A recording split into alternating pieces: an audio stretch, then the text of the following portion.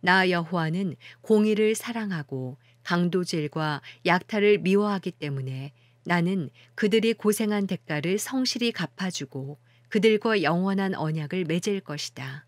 그들의 자손은 여러 나라에 알려지고 그들의 후손은 여러 민족 가운데 알려질 것이다.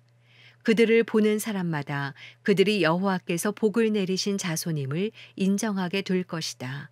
나는 여호와를 생각하면 매우 기쁘다. 내 영혼이 내 하나님을 생각하면 매우 즐겁다.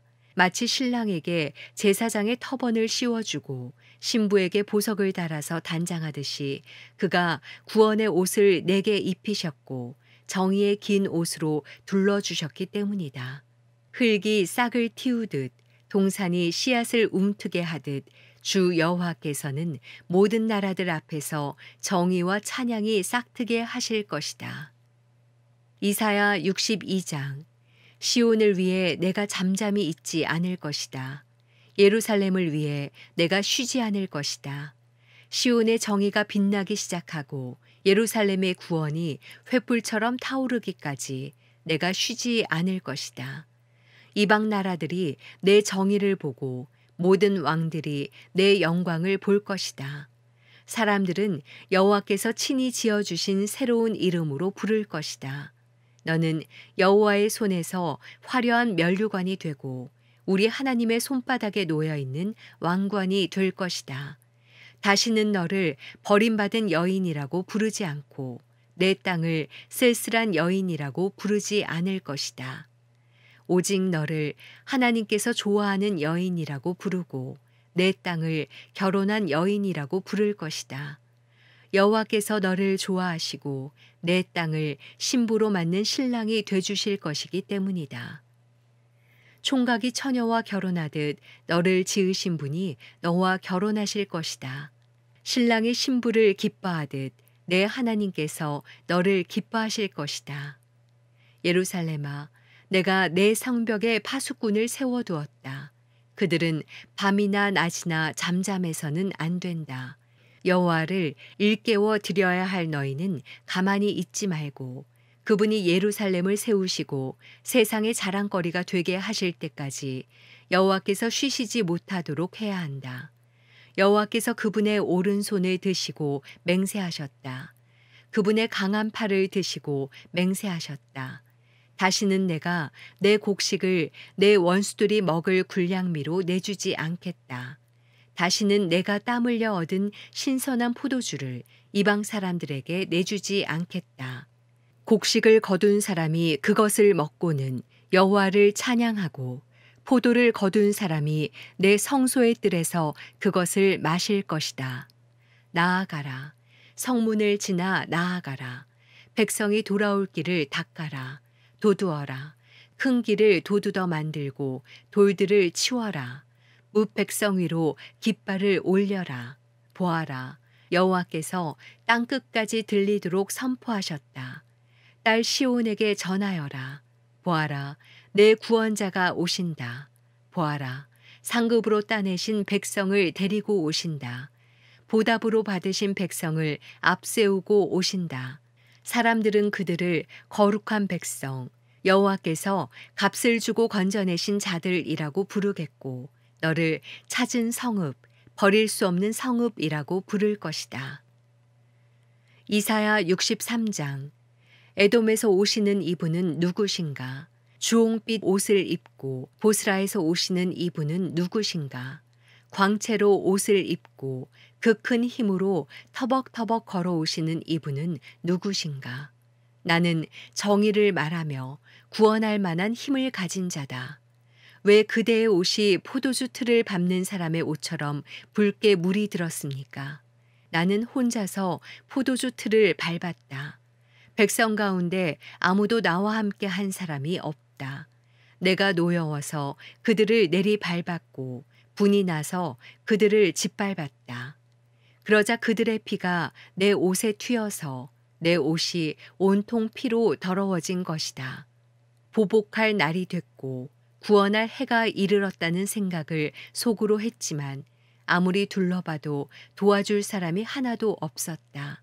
나는 기가 막혔다.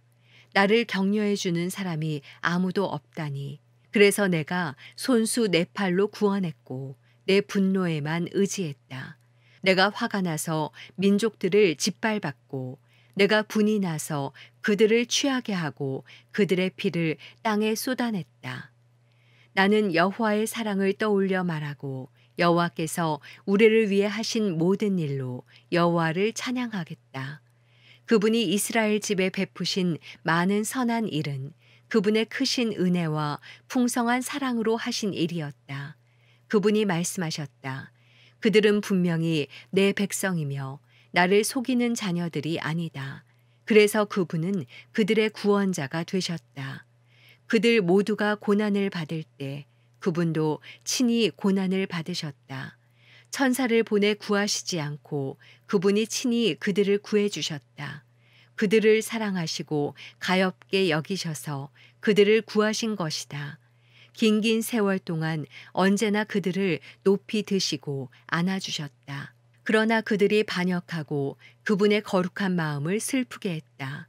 그래서 그분은 그들의 원수가 되셔서 친히 그들과 싸우셨다. 그러다가 그들은 오래전 모세의 시절을 떠올렸다.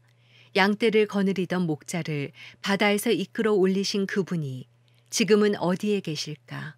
그들 가운데 그분의 거룩한 영을 넣어주신 그분이 지금은 어디에 계실까? 그분의 영광스러운 팔로 모세의 오른손을 붙들어 이끄시고 백성 앞에서 물을 갈라서 그 이름을 영원히 명예롭게 하신 그분이 지금은 어디에 계실까? 말이 들판을 내달리듯 그들을 이끌어 비틀거리지 않고 깊은 바다를 걸어가게 하신 그분이 지금은 어디에 계실까? 평원으로 내려가는 솥대처럼 여호와의 영이 그들을 쉬게 하셨다. 주께서 이렇게 주의 백성을 인도하셔서 그 이름을 스스로 영광스럽게 하셨다. 하늘에서 내려다 보시고 거룩하고 영광스러운 주의 높은 보좌에서 굽어 보십시오.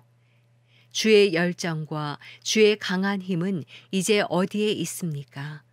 주의 간절함과 주의 긍휼이 우리에게서 이제 그쳤습니다. 그러나 주께서는 우리 아버지십니다.